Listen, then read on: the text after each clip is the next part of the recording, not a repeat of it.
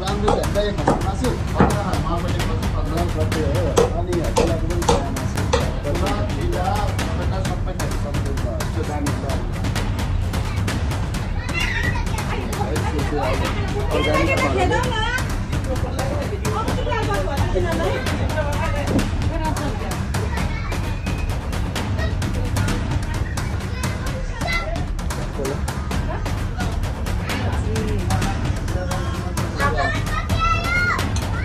organic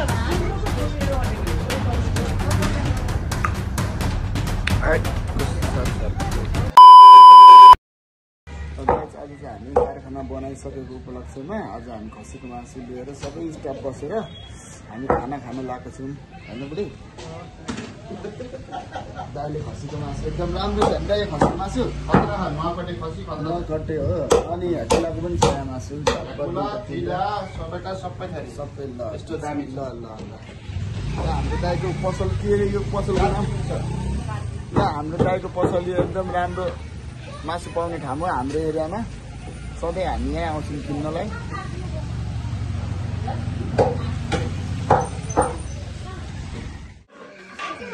हाम्रो यहाँ बुढी हजुरआमाले खाना पकाउँदै बस के अरे पस्किँदै हुनुहुन्छ हाम्रो यो गाउँले घरमा होमस्टे है गाई चाहिँ हाम्रो यहाँ खाना अब सुरु भयो हामीलाई अब दिनलाई होइन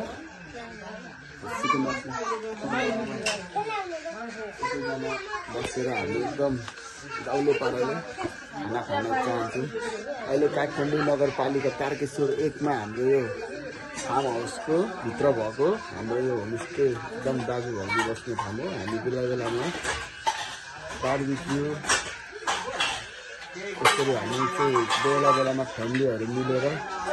अनि सँगै खाना खाने प्लानहरू बनाउँछौँ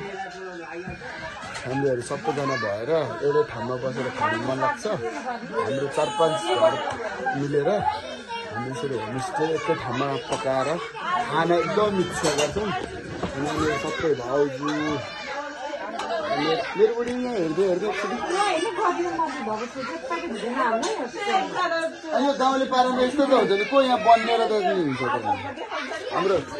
हाम्रो भ्लगमा यस्तै हुन्छ नि अब यस्तो भाउजूले बोट्नुमा मासु तार्दिँदै हुन्छ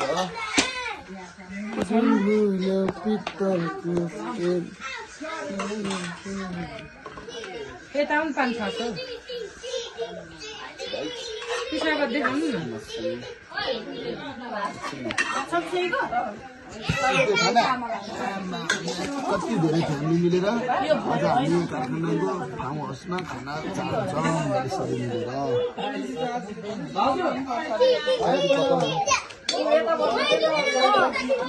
सबैजना रेडी अवस्थामा छ सबैजना रेडी अवस्थामा हो अब यहाँ बत्ती बल्दैन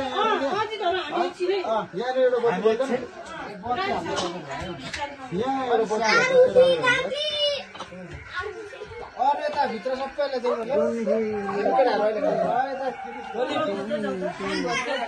गाइस मलाई चाहिँ बोटीको दिइहाल्नु त गाइस म यस्तो खाँदै गाइस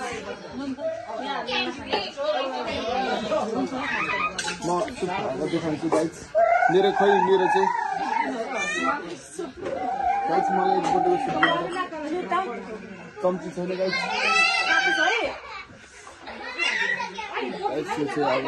अर्गानिक पाराले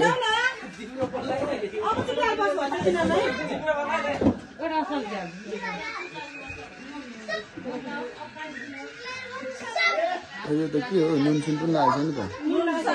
छैन नहाले क्या नुन नुन लागेको रहेछ गाई छैन एकछिन अब थप्नु पर्ने हो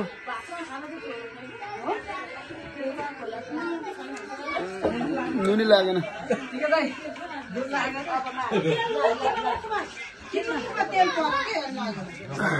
खोइ उयो दिनु त एउटा चम्ची दिन चम्ची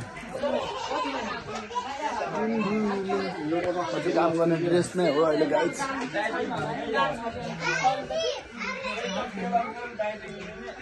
चम्ची चम्ची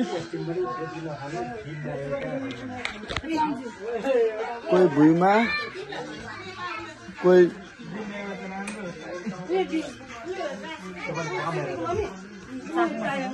दिन चारतला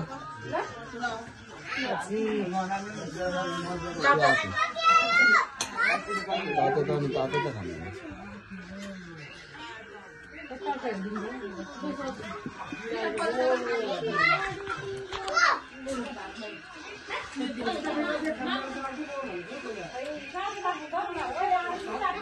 भाउजू यत्रो मोटो मोटो हड्डी छ नि ठुल्ठुलो हड्डी खै त त्यो एउटा चाहिँ मलाई हाम्रो केटाहरूलाई एउटा मोटो हड्डी दिनु मलाई त्यहाँ रोल छ 4-5 वटा सबैको लागि कता बस्ने उता बस्ने हो र यो चाहिँ तिमीमा खान बसेको किन यिनीहरू खानेहरूलाई टाढा जानलाई चाहिँ दिनु न त खोइ त नि यहाँ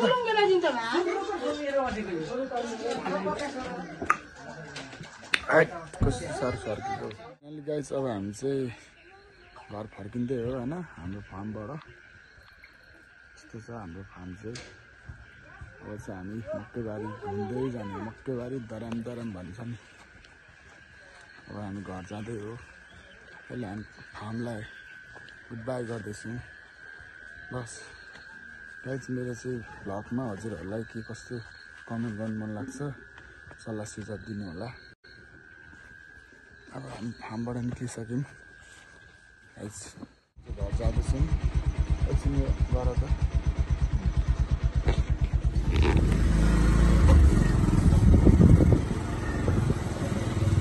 हराको हामी घर जाँदै हो गाइस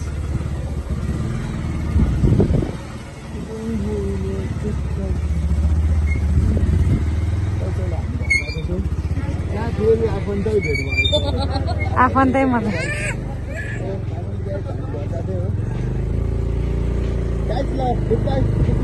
आरसी आउँछ अरे हौ आरसी आउँछ अरे रिस हिँड्दातिर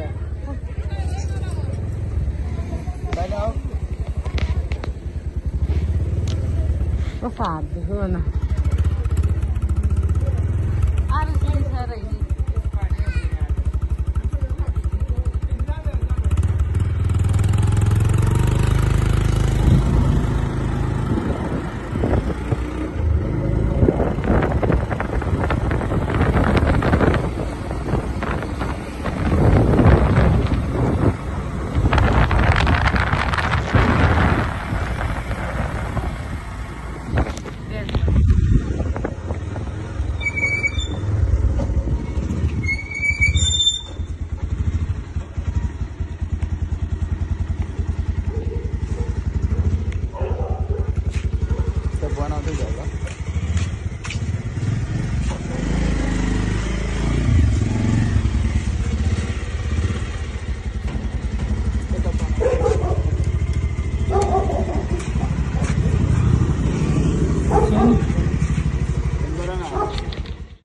अब म चाहिँ घर पुगिसकेँ होइन म चाहिँ अब मेरो भ्लग यहीँबाट एन्डिङ हुन्छ हजुरहरू लाइक कमेन्टहरू गर्नु के मन लाग्छ गर्नुहोस् मेरो च्यानलमा यहाँ चाहिँ मेरो घर पुगिसकेँ म अहिले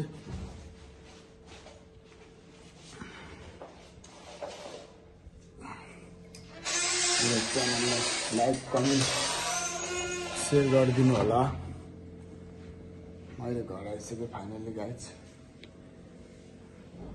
कस्तो गुड बाई बाई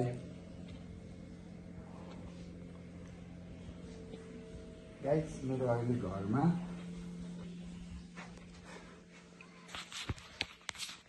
चराले गुड लागेको छ